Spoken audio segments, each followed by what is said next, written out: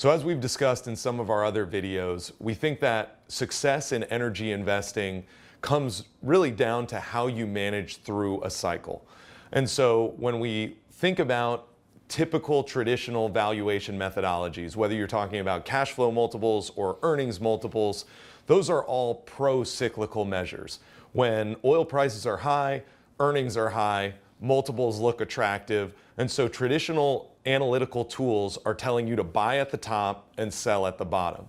And so really our investment process is about trying to find a better mousetrap, a better tool for analyzing energy companies. So an alternate way to value companies that would incorporate the cyclicality of its returns would be to look at the returns on capital through the cycle. And this is a valuation approach that we use very frequently. In looking at the returns on capital, we're able to both look at the historical returns of a company at the trough and the peak of a cycle, and also through the cycle on an average basis. We're able to then determine the appropriateness of a company's investment as to whether or not its returns on capital are approaching a trough or a peak, and whether or not that's appropriate as we look into the future. Importantly, it also allows us to take the current market value of the company and reverse engineer the return on capital to determine the market expectations. So when we look at a company, we look at it first to think about what we think the future returns on capital will be, but importantly, it allows us to go back and take the current market cap of the company and determine what the implied returns on capital are and compare them to the historical levels.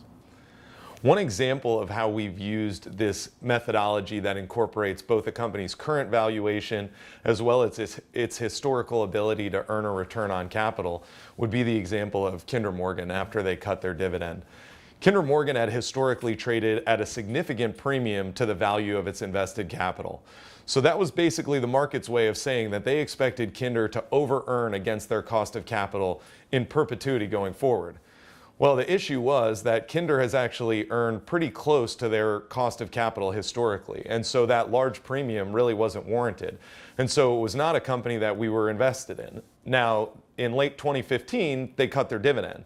After cutting their dividend, their valuation changed pretty dramatically. They, for the first time in their history, traded at a substantial discount to the book value of their invested capital. Now, when we looked at the valuation implied that they would be earning between a 4 and a 5% return on capital in perpetuity going forward. Now, regardless of what the fundamental view of midstream was at the time, historically, Kinder had almost never earned that low of a return on capital over a 20-year published history.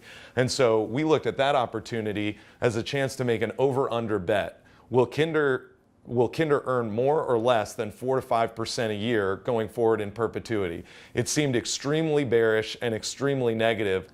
We made an investment in Kinder based on the fact that the market was expecting a 4 to 5% return, a level that we thought Kinder could easily beat in the years going forward as a result of a differentiated asset base.